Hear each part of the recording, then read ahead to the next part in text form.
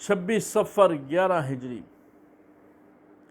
حضور علیہ السلام حضرت زید کا بدلہ لینے کے لیے کہ رومیوں نے حضرت زید بن حارثہ کو شہید کیا، جو حضور کے محبوب ترین صحابی تھے، آپ کے صاحبزادے اسامہ، جن کے بارے حضور فرمایا کرتے تھے من احبنی فلیحب اسامہ، جو مجھ سے محبت کرتا ہے اسے چاہیے اسامہ سے بھی محبت رکھے۔ ان کی سربراہی میں لشکر ترتیب دیتے ہیں، باہم بات چلتی ہے کہ یہ نوجوان ہیں، اتنی بڑی لڑائی ہوگی، پتہ نہیں بات چل سکے نہ چل سکے۔ حضور تشریف لائے اور فرماتے ہیں کچھ باتیں ان کے ابا جان کے بارے میں بھی لوگ کہا کرتے تھے، میں ویسی ہی باتیں سن رہا ہوں۔ اللہ کی قسم زید بھی اس سیادت کے مستحق تھے اور آج ان کے بیٹے بھی مستحق ہیں، لیکن ابھی آپ کا لشکر مدینہ طیبہ سے پورا چلا ہی نہ تھا کہ آپ علیہ السلام ادھر آپ کو بھیج رہے ہیں، ادھر حضرت معاذ کو بھیج رہے ہیں۔ معاذ کو یمن بھیجتے ہوئے فرماتے ہیں اور ایک عجیب طریقے سے بھیج رہے ہیں کہ معاذ سواری پر سوار ہیں، حضور نے ساتھ باہر مدینہ تک لے کر آتے ہیں اور ساتھ ہی فرما رہے ہیں شاید اے معاذ آج کے بعد میری تیری ملاقات نہ ہو۔ اندازہ کیجیے صحابہ نے میں محبت جو پی تھی اس کا ایک قطرہ بھی پوری دنیا نہیں پی سکتی۔ معاذ تڑپ اٹھتے ہیں کہ ادھر تو مجھے ایک فریضہ سر انجام دینے بھیجا جا رہا ہے اور ادھر جدائی کی خبر بھی سنائی جا رہی ہے، لیکن فرمایا اے معاذ ممکن ہے پھر تو آئے تو میرے روزے پر ہی تیرا گزر ہو، لیکن یاد رکھنا، ایک بات یاد رکھنا، وہ لوگ جو پرہیزگار اور متقی ہیں وہ میرے ساتھ ہوں گے، حیث کانوا اینما کانوا، وہ جو بھی ہیں اور جہاں بھی ہوں گے۔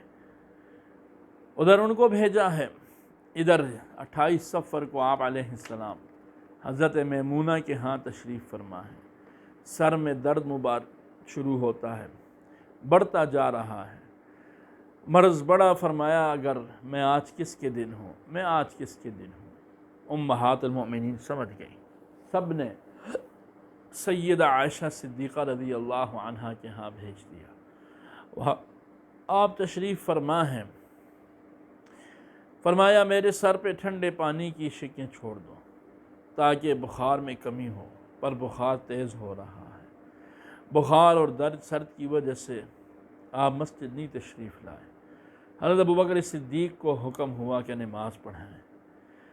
بتایا جاتا ہے کہ وہ بہت نرم دل انسان ہیں، آپ کو مصلی پہ نہ دیکھیں گے نہ معلوم کیا گزرے گی۔ فرمایا تم چھوڑو، وہ پڑھائیں گے۔ 17 نمازیں مسجد نبوی میں پڑھی جا رہی ہیں، ہر ایک رو رہا ہے، انصار کو حضور کی مجلسیں یاد آ رہی ہیں، اور حضرت ابوبکر اور حضرت عباس ایک دن اس مجلس سے گزرے، اس مجلس کا حال حضور کو بتایا۔ حضور علیہ السلام نے یہ بات سنی، سر مبارک اٹھایا، نقاہت تھی، حضرت علی اور فضل بن عباس کے کندھوں پر رضی اللہ عنہما وعنہم سہارا دیتے ہوئے مسجد نبوی تشریف لائے۔ آگے حضرت عباس ہیں، انصار نے منظر دیکھا، دیوانہ وار دوڑتے چلے آ رہے ہیں۔ آپ منبر کی نچلی سیڑھی پر تشریف فرما ہوئے، امت کے متعلق آخری خطبہ دیا۔ فرمایا لوگوں میں سنتا ہوں کہ تمہیں خطرہ ہے اور خائف ہو کہ میں کہیں دنیا سے رخصت نہ ہو جاؤں۔ کیا مجھ سے پہلے جو خدا کے پیغمبر آئے آج ان میں سے کوئی ہے؟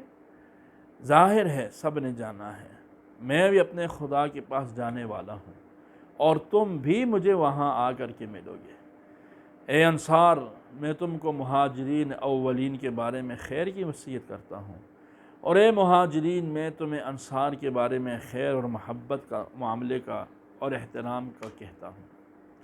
یہ وہ جماعت ہے جس نے تم کو پناہ دی، اپنی حاجات کے باوجود تمہاری ہر حاجت کا خیال رکھا، تمہاری ضروریات کو اپنی ضروریات پر جب جی دی۔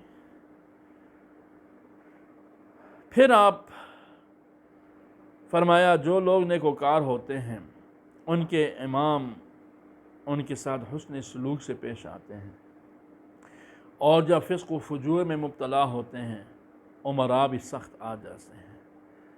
مجھ سے ملاقات کا موقع حوض پر ہے، جو شخص اس بات کا طالب ہے کہ کل مجھ سے ملے اپنے ہاتھ اور زبان کو فضولیات سے باز رکھے۔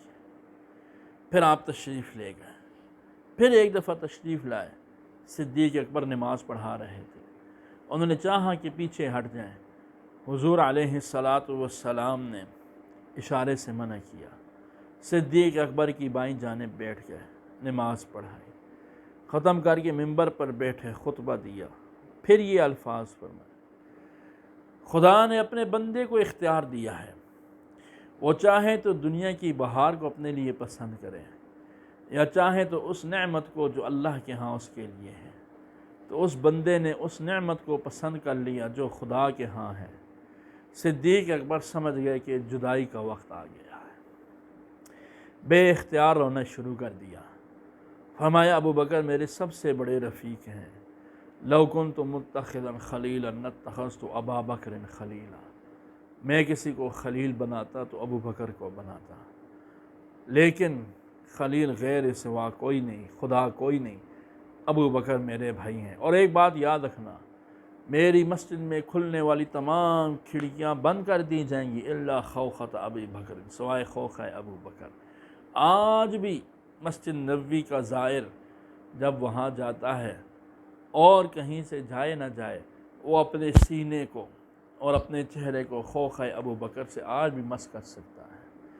آخر وہ وقت آ پہنچتا ہے جب رحمت للعالمین، راحت للعاشقین، نبی الانس والجنات، آن دو عالم جان دو عالم، رحمت دو عالم جناب محمد الرسول اللہ صلی اللہ علیہ وآلہ وصحبہ وسلم، ملأ اعلیٰ کی رفاقت کو پسند کرتے ہوئے اللہم الرفیق الاعلیٰ کے پروجد اور پرکیف نعرے میں رب العالمین کی بارگاہ اقدس میں پیش ہوتے ہیں۔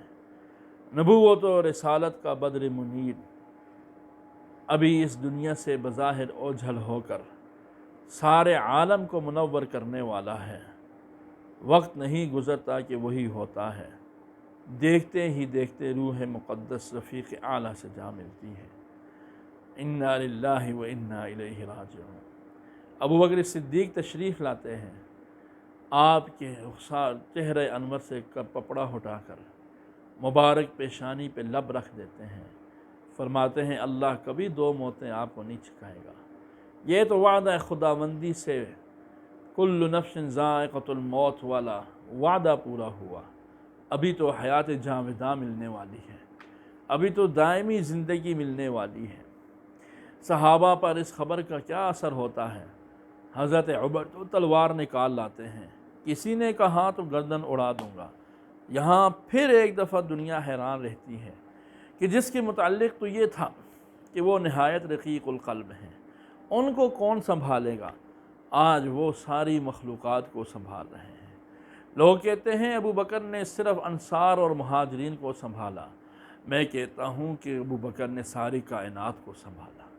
کائنات میں کون سی چیز نہیں ہوگی اس وقت جس کا دل چر چکا ہوگا، جس کا جگر لرزہ لرزہ ہو چکا ہوگا، جس کی روح فنا ہو چکی ہوگی، اور جو غم اور انتہائی سخت مصیبت کے عالم میں مبتلا نہ ہو چکا ہوگا، کیونکہ جس طرح حضور کی آمد کے وقت سارا عالم خوشی سے معمور تھا، آپ کی جدائی میں بھی سارا عالم اشک بار ہے، رو رہا ہے۔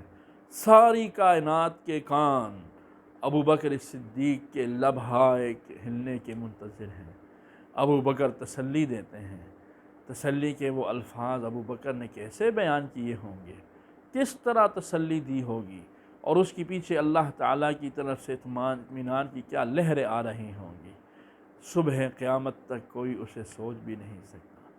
سیدہ فاطمہ الزہرا رضی اللہ تعالی عنہ کیا کہتی ہیں کہ اے میرے ابا جان، آپ تو تشریف لے گئے لیکن میرے ساتھ کیا ہوا؟ میرے ساتھ تو وہ غم مجھ پہ ٹوٹے، وہ غم اگر وہ دنوں پر ٹوٹتے سر نہ لیالیا، تو دن راتوں میں تک بدل جاتے۔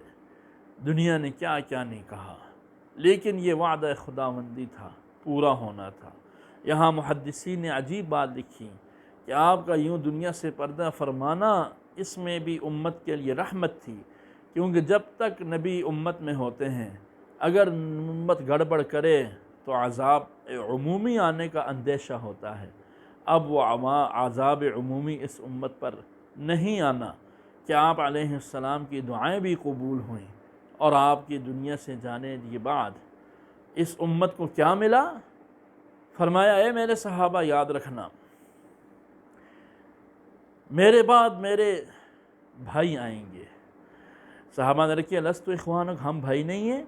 فرمایا تم تو میرے صحابہ ہو، وہ میرے بھائی ایسے ہوں گے اگر ان میں سے کسی ایک شخص کو یہ کہا جائے کہ اگر اس کے پاس دنیا و ما فیہا کی دولت ہے وہ لٹا دے اور میری ایک جھلک دیکھ لے تو وہ ساری دولت لٹا دے گا اور میری ایک جھلک ضرور دیکھے گا۔